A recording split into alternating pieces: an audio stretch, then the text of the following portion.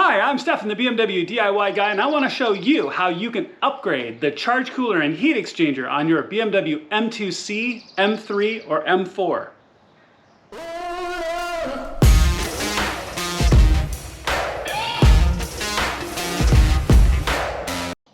Alright, so let's talk about this upgrade from CSF here really quickly. And yeah, I'm wearing the shirt today.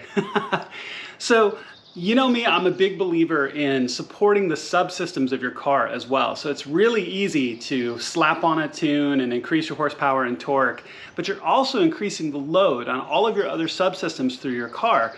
And if you followed all of the work I did on my N55, I truly believed that all of the other subsystems should be upgraded as well. And now with the M2 Competition and an S55 motor, I really think you should do the same. One of the best places that you can do this is your charge cooler. So if you're not familiar with this, where you have an air intercooler on the N55 motors, the S55 has a liquid charge cooler, which is really cool. I mean, what a cool and different piece of technology. But it has its own radiator or heat exchanger in the front, and it has this giant charge cooler that sits on top of your motor. Now, CSF creates an upgrade that is 60% denser throughout the entire charge cooler. It's going to be more effective. It's going to help keep your car cooler longer. Now, is this going to bring you, 50 horsepower? No, but that's not the point. That's literally not the point of changing a system like this. This is one of those critical subsystems that's going to help your car perform longer, better, and really, and I believe, help support the health of your motor as well. If you're going to tune your car, and the S55 motors are amazing for what you can do to them, but I believe that you should be able to support all the subsystems as well. So this upgrade really isn't that hard. It's just going to take you some time. It's going to take you some basic tools. It's going to take you some coolant as we go through this. And I'm going to walk you through every step along the way. Now, the one thing I want to call out is, obviously my car is up in the air. So be really, really careful whenever your car's in the air. But let's walk through every one of those steps and let's get started. All right, so first and foremost, before anything else, and I always do this, so if you watch a lot of my videos, you're like, here it is again, but I'm gonna do it in case you've never watched any of my videos. Do not trust your life on a single floor jack without jack stands. Now, the work that we're doing today, you need to have the car in the air. If you're gonna take the, we have to take the front bumper cover off, so you have to have the car up in the air to get underneath. You also need to be able to get underneath, and I'll show you in a second, where we need to pull the drain hose so we can drain the radiator and the heat exchanger. But as you can tell, I have quick jacks. I have a fantastic video up on that. You can always check it out. I highly recommend this if you're going to spend any time in the garage more than just a little bit. This really is an investment that will pay off. These were absolute game changers for me once I got them. So let me stress, jack it up properly, get a jack pad. If you're just using a floor jack, which you can do, use a jack pad, get your car up in the air, and then always, 100% of the time, use jack stands. Do not trust your life to a $5 part or a 30-cent part that could fail at any minute. I have seen jacks fail, and your car ends up on the ground. If you're underneath it, it'll kill you. Okay? Am I crystal clear? I just want to make sure that that is good to go before we get anywhere else. Okay, so go ahead and get your car safely up in the air. We're going to walk through the rest of the process, and we're going to get this started. So taking your front bumper cover off is surprisingly easy. So what you want to do is turn your wheels one direction, full lock, and then do it on the other side, because we got to take all the bolts out of the wheel wells.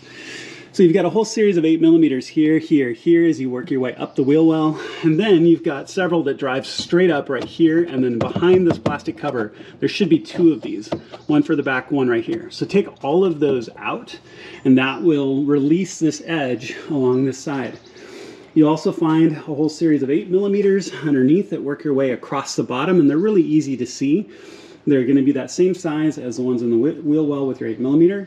You can also take this opportunity, pull this gasket off, because this gasket's going to have to come all the way off, and it just pulls clean off. Okay, then there's a whole series of torque bolts, and I'll have the right size here for you in just a moment. Here, here, here, and an opportunity to clean this. Ugh, gross. Okay, so torque bolts all the way across the top, here, here, and here. And I think they're T35s, but I'll check that in just a second. And then, same thing.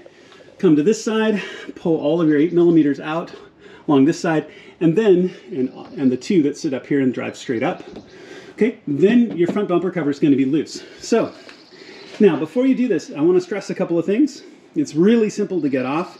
Obviously you have PDCs that are plugged in, and I'll show you that cabling just in a second, because you've got cabling back here that is plugged in for your PDCs. So be careful that this doesn't sag and fall off. And the other thing you also don't want to do is drop it, right? I love keeping my cars clean and looking really nice, so don't drop your front cover off and have it scratch or scuff up on the floor. It's not heavy at all, but you could always use a second set of hands. But let me pull all of those 8mm. I'll have the correct size for these in just a moment. So we're going to pull all those T35s, but I'm going to pull the 8s out of the wheel well all the way across the bottom out of this wheel well first. Then we'll pull those across the top, and then we're going to gently start to settle this out after we unplug the PDCs. All right, so let's have a quick catch up here. So these are actually T30s. So I've taken all the T30s across the top out. And as you can see, it still fits into these little clips. So there's a little bit of pressure holding it in place. But once all these screws are out, as you can see, it'll start to separate. So this corner is out. Now, one thing I wanted to call out on this side is there's actually 3 screws, not 2. The F32 had 2. This has 3. 1, 2, 3. That upper one, that innermost one, is a little bit hard to get to, and you kind of have to do it by feel. So you pull the wheel liner back, and I used a 8mm on a driver and basically held it on the inside to get up to that screw like this. Now, all of them are 8mm. The wheel liners and the ones across the bottom are the short. You should see for these 3 here on all the corners are longer. They're still 8mm, but just longer. So really easy. And as you can tell, it's starting to sag free because everything is loose. Now, the one other thing I wanted to call out, and hopefully you can see here, let me turn on my light, is you should see the back end of a plug right there. See the end of the plug? And again, you want to unplug your PDCs. So what you're going to find is you've got a plug on this side that you want to unplug, and then there's also a small plug about the size of this one on the other side. So this is passenger side. On the driver's side, there's another small plug that goes into the bumper, or the bumper cover, that you want to get undone. Now, once all of that is done, you can kind of gently from the top, gently work this whole thing back, and it'll come off these clips, and the whole thing should be free. Now, when you do that, pull it very gently. Just pull it gently away from the car. Look for any cables, anything that might be hung up, anything that you might have missed.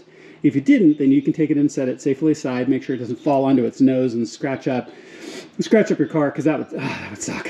So I want to show on this side. See if I can show it. Let me get into the wheel well here really quick. These are pretty stiff, especially as I try to do this one-handed. Sorry, y'all. But as you peel this back, you should see, there you go. You should see the cable, at least right here, for one more that plugs in right there. And you want to unplug both of those, okay? So this is super light. You can do it with one person, or you can just do it with 2 to be extra safe. So go ahead and work your bumper cover off and set it safely aside. All right, so as you can see, the front bumper cover is off. It's set safely aside. And this plug was a little difficult to get off. It's probably, I mean, kind of ridiculously difficult, candidly. But the big thing is I had one of these little levers. You have to squeeze the levers on both sides. I had one lever that just didn't want to seem to really come up at all. So if you have to do that, you can use a small pick and just kind of pick that front edge up. And then it came right off, because man, it was fighting me. And then on this side, if we roll over here, this is very light. I'm willing to bet you this is for the thermostat. So with both of those unplugged, you can take your front bumper cover off and set it aside. And then we're going to be crawling underneath, and I'll show you exactly where we're going to go, because we need to pull the drain hose to start draining out your coolant. Make sure, again, as always, that your car is cold when you do this. You don't want to be dealing with hot coolant. I tell you, the one thing that will surprise you is once you pull your bumper cover off, the amount of gravel and bits and pieces of things you'll find up in here. So obviously we're underneath the car right at the moment, so here on the passenger side. But the next thing we're going to need to do is we're going to need to pull off this large cover that goes over your oil cooler right here. Now, what you have is you have these are E10 sockets right here. So you have to take those 2 big E10s out on both sides. And then there's a whole series of 8mm all the way around. So we're going to go ahead and take this off next, Because what we need to do is we need to be able to drain the charge cooler and heat exchanger, and we need to be able to get to that, and that's all up in here. So let's go ahead and take this cover off next. Okay, so here we are at the top of the car. Here obviously is our OEM charge cooler, right? So I've taken the cap off my coolant reservoir, and it's just sitting there on top because we want it to drain completely. Go ahead and take the cap off, or loosen your cap for your charge cooler as well. I also usually just set it right on top so you don't get anything in it, just in case. But you want to make sure you don't have a vacuum there to help everything drain. Okay, so now let's go ahead and duck underneath the car, and I'm going to crawl underneath and I'll show you what we're looking at. I just don't want to swing the camera that far. All right, so here we are under the car, kind of showing you where we are so you have orientation. We're here on the passenger side. Here's your oil cooler right here, and you're going to want to have a bucket handy because this is the point where you're going to start draining out your coolant. So you can see right here, and this is the bottom of your secondary pump, of your auxiliary pump right here. And if you look very carefully, you'll see right here, right on my fingertips, that is where the hose plugs in for your auxiliary pump. So there's a little kind of a horseshoe clip on it. You want to use a pick. Just use a little simple hooked pick like this to reach up and just pull that clip back, and then you can work the hose off. Make sure to have a bucket handy here, which I've got. So you're going to pull that off and you're going to drain out all of your coolant. So there's other things you can do as we're going to pull off other components while your coolant is draining. So let's go ahead and do that next. Pull that off, drain your coolant, and then we're going to start pulling off some of the bumper components. All right, so while our coolant is draining, let's go ahead and start dealing with the charge cooler here on top, because I could do these projects separately, but I really don't see the point. Replacing just the charge cooler can bring some improvement, but even CSF says you should be replacing the charge cooler and the heat exchanger at the same time, which is why I'm not doing this as a separate project. So go ahead and take off your engine cover, and if you haven't done that, it just pulls up really simply. Go ahead and take that and set it aside.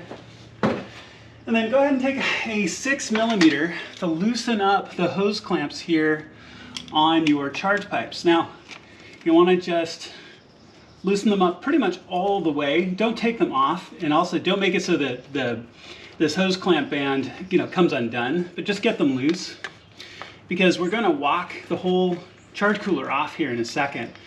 So go ahead and take that off, and then we're going to walk our charge pipes back. Now what you want to do is make sure that these are loose enough that you can get and walk the charge pipes back. Now when you do this, also be careful, because you don't want to crank too much on your charge pipe. Now the other thing you'd always do, and we're going to use our pick tool here in just a second, is very carefully get your pick tool underneath the rubber here, right? Because very frequently you'll get really quite a connection. And see how now it's much, much looser and wants to back off, okay? Because the rubber's adhering down to the plastic. So you can just take a pick and walk it around carefully, make sure it's between the hose and the charge cooler itself, so you're not damaging the rubber, right? So then just slowly, carefully walk this back. I'm going to rearrange my camera so you can see, but we're going to unplug the sensor on this side and also undo the hose clamp here for the charge pipe on this side. It's really hard to get to this, so we're going to loosen up the band, and then we're going to use our pick tool again to kind of walk it around to break that adhesion of the rubber to the pipe. We'll also take off our other coolant lines, but we'll get to that in just a second. So go ahead and do this next. Loosen up both of your hose clamps, walk your charge pipes back carefully. I'm going to rearrange my camera so you can see on this side better. So take your hose clamp on this side and loosen it up as far as it'll go. You can take your same 6mm and back it off. And I've got a light here highlighting this sensor. Basically get this hose clamp as loose as it can be without it coming undone. If it does, it's not the end of the world, but again, you want to make this as easy as possible as you go through it. Now the sensor has a little gray clip on it right here that you just basically take your pick tool and push down on it to get the lock to come undone. Now be very gentle when you do this, okay? So get this gray plug to back down. So you push down on it gently and it'll unlock, and then you can take this sensor off and it'll be unplugged. After that, we're gonna undo our other coolant lines, which again, if you're draining your coolant right now, you might get a little bit extra drain out of the bottom, so make sure that your bucket is in place, and then we're gonna look to walking your charge cooler off. All right, so quick thing about that sensor back here. There's actually two different kinds. There's one with those little gray locking tabs that you push down and then it'll unlock. And then there's some with the depression tabs where it'll lift and come off. This was actually the lift kind. So I used my pick tool to lift the little tab and then the plug came right off. It fell down, but don't worry about it. You can get it really easily once your charge cooler's out. So go ahead and same thing that you did, similar to the line underneath, you're gonna lift these little clips. Make sure they can come off all the way, so be really careful when you pull on them. You don't want to lose them. That would really suck. Okay, so I've had that happen where you pulled it off all the way and it drops down on the motor and you're probably never going to see it again. Okay, so you can lift that one. You can also lift this lower one as well, and you just get your pick underneath it, and then you can just lift that clip straight out. Okay, so once that clip is off, you can walk this coolant line off. Okay, now you also have this hose clamp right here. Now mine's a little bit loose already, but you'll probably want to undo this little hose clamp. Mine came out really simply. I'm also going to pull the line here, and then at that point, your charge cooler is pretty much loose once we take all of this off. So I'm going to take the clip off here, and then we're going to walk the charge cooler, and we're going to keep the reservoir on because we're going to transfer that once we get the new one. Okay, so go ahead and undo your secondary coolant lines, and then we're going to walk this off. All right. Now you can always put some towels underneath all of this to make sure that you don't get any leaks. You probably shouldn't get any, but it certainly can't hurt. Obviously I didn't, and probably should have and could have. So I want to combine two tricks that I've seen from two fantastic other YouTubers. So Brian of Keys Motorsports and Tommy L Garage.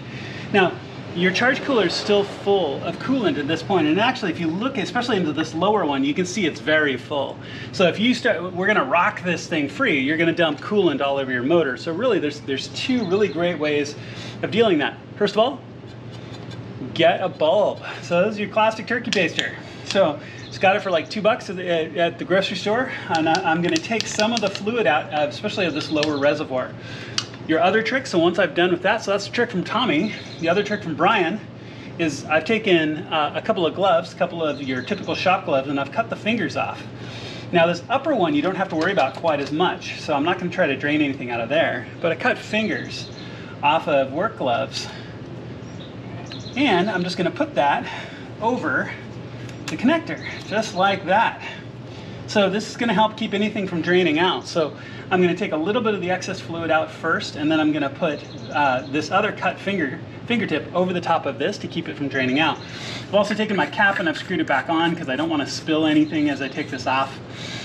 And then I'll show you about how to get this out, but basically it's just going to be rocking it back and forth because this is sitting on grommets, and the grommets are what holding it down. The hardest thing really is this big charge pipe on this side where it adheres on, and that's why I mentioned if you have the pick tool and kind of walk it around between the hose and the charge cooler itself to help break that adhesion. And I'll show you that in just a sec, but let me drain out a little bit of the extra fluid here using my baster, and then I'll put this cut glove on, and then we're going to take this out. All right, so I've thrown an extra towel in just in case, as I mentioned a second ago. Should be okay. So basically just start rocking this thing up, and I rocked it from the front, grabbed at the back, and try not to apply too much pressure to the reservoir. I got more of a hold at the side of it. Now you can see it's pretty much just down on the big charge pipe side, and you're just gonna have to work at it and work at it. And there's a grommet also on this side, and really as I look at this, I can see that it is really adhered down, so it's not moving from the pipe at all. So this is where, again, you can take your pick tool, make sure you're not damaging the pipe itself, okay, and just kind of work it in there, make sure that it's not adhered down, okay, and just slowly work this thing free, just like that. There you go. It coming out live time there. Okay, so all set and good to go. And there's a big grommet right here in the front. There's a big bracket that comes down. It's kind of hard to see, but you're just gonna have to work that grommet up as well. I have to get my fingers in here. It's on a plate. It's on a mounting plate, so you don't want to pry up on it too badly because you don't want to bend that plate. Just there it is. Work that front grommet off. There you go. I got a little bit of drip out of this one hose right here. But there you go, it's out. So let's go ahead and set it aside. We're gonna look at transferring the reservoir to the new one, and we're making progress. I like it. All right, so forgive any background noise here in my neighborhood this week. So I've go ahead and pulled that cut finger off this lower one, because keep in mind, you still have coolant in here. So I'm just gonna take it and pour it off into my reservoir. And I've done this a couple of times and I keep getting more out. Because when you flip this over to pull the brackets off, you don't want to spill coolant all over, right? So just go ahead and get that. You can always cover this again if you wanted. You could also even use these plugs from the new incoming CSF over the top, which will help keep it from leaking out. So let me pull both fingers off, and I'm going to use these plugs from the new one to kind of cut down on the mess a little bit. All right, so go ahead and just take this, flip it over. Then you're going to be transferring all of these brackets to the new one with the new hardware provided by CSF, right? Because keep in mind, these are screws into plastic. The new ones are screws into metal. So they've even provided a little Allen wrench tool. So go ahead and transfer 1, 2, 3, transfer this to the new one, 1, 2, transfer this to the new one. And then we're going to flip it over and we're going to transfer the reservoir next. Okay, so now that you've transferred the brackets, go ahead and flip them back over. We're going to take the expansion tank off. So you've got this little compression clip right here. You can take a pair of pliers or needle nose pliers and just grab both sides of that clip and just walk it back down the hose. Okay, and we're probably going to have to use our pick tool again to kind of loosen up the adhesion of the rubber on this pipe. Okay, we're also going to be transferring the sensor here just in a second as well. But go ahead and take these bolts out that hold your expansion tank on, and we're going to transfer it over to the new one. So the bottom of the expansion tank has a little grommet that's going to go into the new bracket. You're going to pull the cover off the new pipe right here, super easy, plug the new one in, put this clamp back on, and then you have new bolts with nuts that are going to go through into the frame here on this side on the new one. So go ahead and get your expansion tank transferred over, and then we're going to transfer the sensor, and we're almost done here. All right, so go ahead and put the two long bolts with the nuts on them to secure your reservoir. Go ahead and pull the sensor, so pull both bolts out of your old sensor. Very gently work that out, because if you rocked it heavily, you could break it, so don't. Carefully press it back into place on the new one. Go ahead and use the last of the two of these kind of flat head bolts to put them in. Secure them down, make sure that they're secure. Go ahead and flip it over. Go ahead and make sure that your hose is set here in the clamp on the bottom of the frame right here. Sorry, I was slightly off camera, right there. And then you're good to go. Let's go ahead and go back to the car, get it installed, and we're about half done. The funny thing about a lot of the jobs like this is that there's so many other projects you could be doing at the same time. So for example, if you were changing your charge pipes and your J pipe, now would be the perfect time to do it, right? But for this project, we're just changing the charge cooler and the heat exchanger. So there's so much we could be doing. I mean, like when we're taking the heat exchanger out, we could be very easily changing out our oil cooler at the same time or that sort of thing. So it always is something to keep in mind when you do projects like this. Look to coordinate and on what you could do at the same time. Keys is fantastic for that. You can get all of your options there. So if you're changing your charge pipes, for example, at the same time you're doing this, or you're going to like a Mishimoto, oil cooler, whatever it happened to be, there's so many options, right? So go ahead and take your protective covers off at this point. You're not going to need them anymore. So you can take those off and set them aside. Now what I really try to focus on is when I fit this in, I go for the J pipe first. I really want to walk that in. Now, as we do this, a couple of things. First of all, if your cable for your sensor's fallen down, go ahead and make sure to grab that and have it in an accessible place so you don't have a hard time finding it. Also be careful as you do this, right? You don't want to bang up your charge pipes or bang up your J pipe. But basically, just work this into place. Now, in my case, I'm going to want to make sure to grab that sensor cable, which is right here. And it was really kind of tucked out of the way. So it would have been hard to get to after the fact. So I'm going to get it kind of tucked in between a couple of the cables there so I can get to it very easily.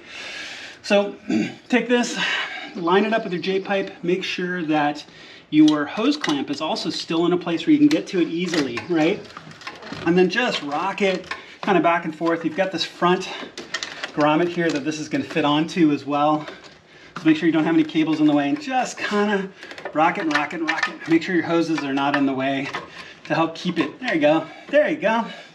Starting to settle into place nicely. Okay, so J-pipe side is in. Then all you have to do is just work your charge pipes as well. And then once this is all right in the right place, press down to get it for those grommets to fit in, okay? So you get this to settle into the grommets, and then it's set. So I'm gonna finish getting this settled into place. I'm gonna get my charge pipes back on. My J pipe is going to be settled into the right place. And then go ahead and adjust your hose clamps on the J pipe, your 2 charge pipes, and then we're gonna walk through the rest. All right, so let's get all of our feed lines reconnected. So if your clips have fallen back into place, pull them back out. Again, don't pull them off. I put this lower one on first and made sure to work it into place. Now, my clearance is really tight, so it took a little bit to get that set in there. And make sure that once it's in, the clip goes all the way down and you pull on it, it doesn't come back off. Because the very first time I put it on, it looked like it was on, and I pulled it and it came off. So make sure that that's not the case. You can reconnect its other feed line from the reservoir. So you can take that, fit it all the way up into place, snap it in, and you can see once that clip is down and locked, it won't come off. Same thing lastly for this upper one, which will go into this little clip here in a second. So you can just take it, move it around, and take our clip and just make sure that that works all the way up into place. Goes in pretty far. Let me get this hose clamp separated again. All right, so just get that up into place, lock that clip down, and as you can see, that's all set. So put it back into this main little retainer clip right here. Check all of your connections all the way around. Make sure that your sensor's plugged in and clicks into place. If you've got the gray push tab, make sure the push tab is locked up. Make sure that your J pipe is tight.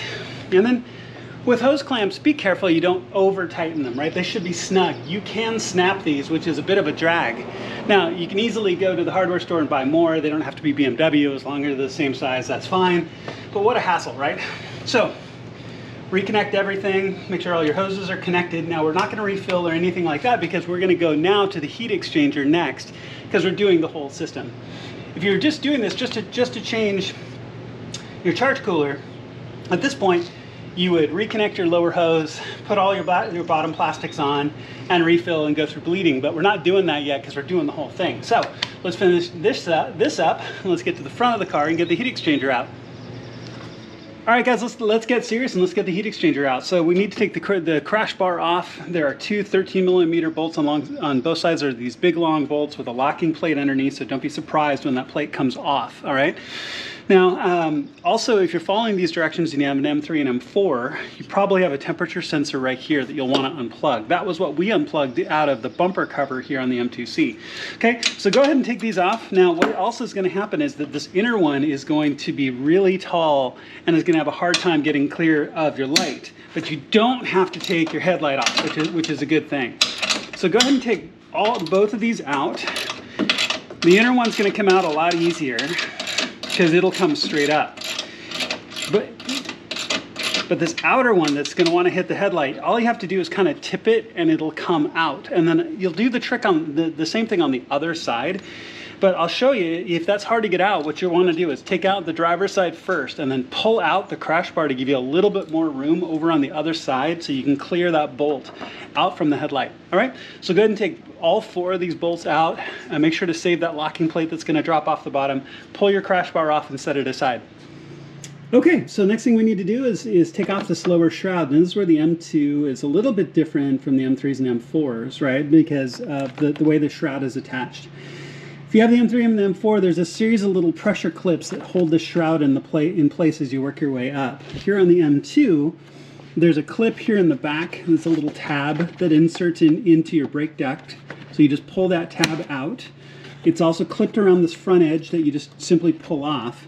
But then right here is a little plastic rivet that just gets pushed into place with little flanges on it.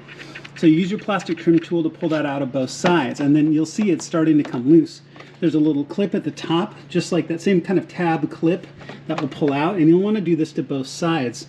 And then you'll also see that it goes around the support brace right there. So as soon as it's all free, you can tip it up and away to get it away from that support brace. Okay, so go ahead and take this off next. We're going to take this upper shroud off as well. And then we're getting pretty close. And we're going to take this brace off, and we're getting pretty close to getting the heat exchanger out. All right, guys, now that that lower shroud is off, we can get this inner brace off. You can take this upper section off if you'd like. You don't have to. make it a little bit easier to get it off, but if you want to save the time, then don't do it. What we need to do is get this brace off. Now here's what the fundamental difference between the M2, the M3, and the M4. The M2 is smaller. So in this case, our brake ducts actually come in and are hiding the T45 bolt right here. Now, if you can get it without moving your brake duct, then you're doing great. I need to. So as you can see on this side, I've already loosened the brake duct and gotten it out of the way so I can get to the bolt. Now how you do that is really simple. There is an 8mm bolt in the wheel well that's holding this on. So let me move around, see if you can see this here. So if you look right here, it's one of your typical, it's just like all the other 8s that you've taken out. So take that 8mm out. Then there's those two of those little push pin, little brackets. Right back there is the top one that you can see, and there's one directly underneath right here. So take both of those out, and then your brake duct will be loose, and you can just simply kind of pull it out to the side to get it out of the way. Okay, so once that's done, take out all 6 of the T45s, the 2 lower, the 2 in the middle right here, and then there's 2 big ones right here in the top center, here and here. Make sure not to ding up your CF bar. That would just suck. So be really careful as you do the top part. Also, when you feed this out, you're going to feed it out and down very, very carefully to get this frame out of here so it doesn't ding up anything or damage anything, okay? Because we're trying to get to the charge cooler right here, or excuse me, the heat exchanger right here. So we're pretty close. We're pretty close to getting, the last of the teardown, then we can put things back together. All right, so I've got all 6 of those bolts out. I've already settled the frame down a little bit. It just pulls out, right? So now it's just a matter of just walking out past all of this grill assembly and picking out leaves and rocks and all the other stuff you've got in here, okay? So just walk this out very carefully, get it the rest of the way out. And like I said, if you want, you can always take this upper framework off. And if need be, I will, but I'd prefer not to do work I don't have to do, okay? So go ahead and get this frame walked out, and then we're going to unplug your heat exchanger. We're gonna pull our hose there, we're gonna get it unbolted, and we're gonna be good to go. So what we wanna do now is pull off these lower plastic pieces. They sit around little clips right here, so kind of lift up and out, and as you can see, it's almost free. And then it sits right back here, and this is where the shroud is kind of in the way. The shroud sits around this lower clip. So, and this is a little pressure clip that pushes down into the frame right here. So you want to push in and up. You probably use a pick tool or a screwdriver, lift it up, and then take this piece out, and then do the same for the other side. Also, while you're there, it's time to disconnect your heat exchanger. So it's the same as the others, where there's a little band loop that you're going to pull down on this one, and then there's another right here that you're going to pull up. Make sure to have a bucket underneath and pull both hoses off. And then there's a little clip on this side that holds it into place, but we'll get to that next. So go ahead and take these side pieces off, unhook your hoses, have a bucket just in case you got a little bit of spillover, and then we're going to get the heat exchanger out. All right, guys, sorry for the shadows.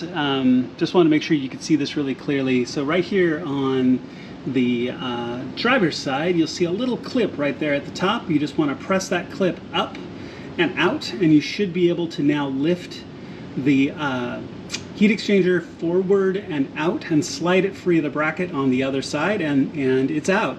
Keep in mind, you're probably going to have still some coolant in there, so have a bucket handy so when you get it out. But then it's ready. It's going to be time to put the new one in. All right, y'all, I always love being back at the reassembly phase. This is the fun part where things start going back together. So go ahead and take your new cooler, which, man, this thing looks good and so much different. It's bigger, it's thicker, it's denser than the OEM. So just very carefully fit this back up in here. You got to fit it past the shroud. So I'm going to rest it here for a second. So kind of as we talk through this, the secret is going to be getting this right corner in first. So kind of tip it up to get the right corner into the plastic holder here, right? So tip that up, then you can tip the rest of it up and fit the left side back, back in just where it fits with the previous one.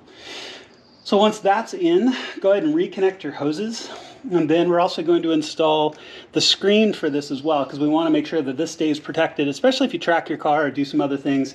You want to make sure to protect your heat exchanger. All right, so go ahead and tip this up into place. It'll be held into place by all the plastic clips all the way around. And then we're going to put the screen in, which is 4 10mm bolts that are provided by CSF. So let's go ahead and get that done, get the hoses reconnected, and then we'll see what it looks like when it's done. All right, guys, now it's time to start putting everything back together. So it's going to be the reverse order, so I'm going to kind of hustle through it because you've seen it all come apart. But we want to put these side plastics in first. Remember those? I've got them sitting down there. They slide in and then clip in on both sides because they have to go in before you put the brace back in, which is going to slide that back up underneath this cover and have those 6 T45s. So make sure to tighten them down right. So we'll have that all done. And then we're just going to be piecing it all back together. Now you also could at this point add more coolant to your charge cooler if you wanted, but we're going to do that in a minute. I'm also going to take an opportunity to wipe all this down. Yeah, I don't need to, but I'm going to. But I'm going to wipe all this down and get this all cleaned up really nicely, but start putting it back together. You also can, once you have your brace back in, go ahead and get your brake ducts put back in the right location, put in with those little plastic push pins. So all really easy, all really simple as we put it back together in the reverse order. So I'm going to kind of hustle through it. So I'm going to put the side plastics back on, I'm going to put the brace back on, and I'm going to get my ducting back into place, and I'll show you what that looks like. All right, so let's walk through kind of a quick catch up. Obviously the brace is in place. The bolts are in. I don't have my brake ducts put back in their correct place yet, but that's the next thing I'm going to do. So these are actually 19 Newton meters, the 6 bolts that hold this, I think it's called a deformation brace or something similar. So it's 19 Newton meters to put that back in place, so it's not all that tight.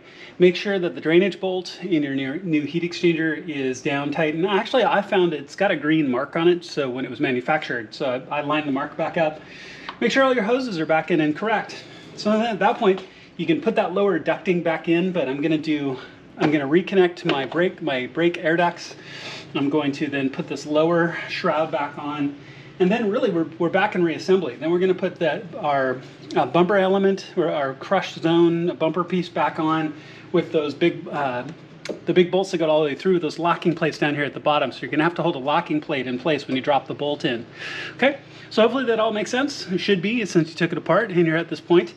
Now, I also noted earlier, and so I'm going to call it out again, well, if you made it here, then you've already reconnected your pipe to the auxiliary pump, but I know I didn't say it out loud. So yeah, saying it again. So in case you're watching this video before you do the work, at this point, obviously, if you're refilling your heat exchanger, you have to reconnect your hose on your auxiliary pump here underneath, or it's going to drain out the bottom, right? So sorry for not mentioning that out loud. I've noted it in the comment. So. All right, so let's keep putting stuff back together. Brake ducts, lower shrouding, crush zone, and we're getting close to being done. All right, so one last look before we put the bottom panel on that goes over your oil cooler, and then we're going to put the front bumper cover back on. So everything is down and secure. I took this opportunity to clean everything pretty thoroughly. Just going to get dirty again, but you know, why not? So, but everything is good. I've checked all my connections, all my ducting is in good places and snapped down. My brake ducts are set and tight. So pretty much at this point, everything's good to go. So I just need to slide underneath the car. So you have that lower panel. Remember, you have the couple of reverse Torx bolts and the rest of the 8mm that go all the way around to reattach that. So I'm going to put that on first. And then we can put the bumper cover on, which you can see sitting over there with my bucket full of coolant. All right, so let's go ahead and get that on, and then we're going to top off the charge cooler, and then we're going to bleed the system. All right, so as you can see, the bumper cover is partially hung. So it goes into these little clear plastic clips on each side, and you always hang the top first, and it goes into these little pinch clips on either side. Now, what I've also done is I've taken these Torx bolts and just gently by hand screw them into place a little bit. They're still completely loose, as you can see. Because what I want to do now is work your way around and pick a corner where you're going to guide all of this underneath into the gap underneath the headlight, bring this edge up and get it to mate up to this edge, and then you're going to get all 3 of these screws in. I'd start there. I'll start on probably the inner screw first because it's going to be the most difficult, so you're going to need to get in there and get those long 3 screws drilled in. So go ahead and get all of that redone. I usually keep these loose until I'm done, so then I can adjust a little bit as need be if I need to slide it back and forth and move around it, but it's also not going to fall off. All of those bolts will help hold it in place because there's a fair amount of twisting and torquing to get it all up back into place. So start with that. Once you get all the corners done, then put all the 8mm across the bottom, and you should be back together. And then go ahead and tighten down, make sure that the top is straight, And then we'll also talk about hood alignment a little bit, because obviously if you push this in too far, you can creep into the edge of your hood. So you want to make sure you've got good hood gap, which is why you keep those loose until the very, very end. All right, so pick a corner, get started, put those 3 bolts back in, and then work your way around. All right, so once you have all the wheel wells buttoned up and everything across the bottom, I've tightened those Torx bolts here on the hood, but as you can see, I've got a fair amount of gap, and it's not an even amount of gap either. So this is where you want to just gently loosen the bolts just a little bit so you can slide in and adjust your gap just enough. So this isn't too bad, but I'm going to pull it in. I mean, you look at the hood gap on this side as a measurement, and plus it's not even. It's a little bit tighter in the center right here than it is out here. So this is where I'm going to loosen the bolts back up a little bit and push back in just a little to try to tighten that hood gap just a bit. All right, much better. Maybe just a smidge tight in the center. Yeah, it is a smidge tight. It's almost touching in the center. The outers are much, much better about where they should be. So I'm going to loosen the 2 centers just a little bit and back them off just ever so slightly, and then it should be good to go. And then let's go ahead and top off our charge cooler and set to bleeding it. Okay, so now I've gone ahead and topped off the coolant reservoir, but we're going to have to bleed this probably 2 or 3 times. So go ahead and hook up a trickle charger, because what you don't want to do is kill your battery, because you're going to have to do this several times to make sure to get as much air out as possible, and you're also going to want to probably check it again later. So I'm going to hook up my trickle charger, then I'll jump in the car and I'll show you what you need to do to actually get the system to bleed. Okay, so go ahead and pile into the car, hit your start button once to bring it up in accessory mode. Turns your ignition on. Go ahead and turn your lights on to low beams. Turn up the heat as far as it'll go on both sides, but have your fan on the lowest possible setting. Okay, and then hold down your accelerator pedal for 6 to 10 seconds. What this is going to do is this is going to start your water pump. Now this process is going to take roughly 10 to 12 minutes each. So go ahead and let it run. Go use this opportunity to clean up. Put that rubber bumper trim back underneath the hood, clean up your tools, do all the rest while this is running, and then we're going to check it again in about 10 minutes. We'll probably end up having to run it another time. Okay, so go ahead and let this process run. All right, with the whir of the 3rd bleed in a row running in the background, I'm all done. Take this opportunity to go ahead and put all your tools away and clean up. This is also a great opportunity to check for any leaks. Look at all your pipes all the way around your charge cooler. Make sure that your charge pipe and the J pipe are also tight enough, but don't break your hose clamps. You can crank them too much and break them, but make sure that they're solid, because the last thing you'd want to do is introduce a boost leak while you're doing this job. So make sure you don't have any leaks for sure. And then also keep some coolant around, because it might be a week or two, even when you bleed your car, that your charge cooler might come up a little bit low. When I did my crank hub, it actually was 2 weeks later that I actually came up a little bit low in my charge cooler and had to top it off. So thank you so much to Keys Motorsports. Make sure to check them out as your first option for looking for upgrades of your car. I highly recommend it. I'm really grateful to them. Everything you need will be listed in the description below, and please click subscribe and the little alarm bell. It makes a huge difference for my channel. I really appreciate it, and I have a ton of new projects coming up really, really soon. Thank you so much for watching. I appreciate it, and I'll see you on my next video.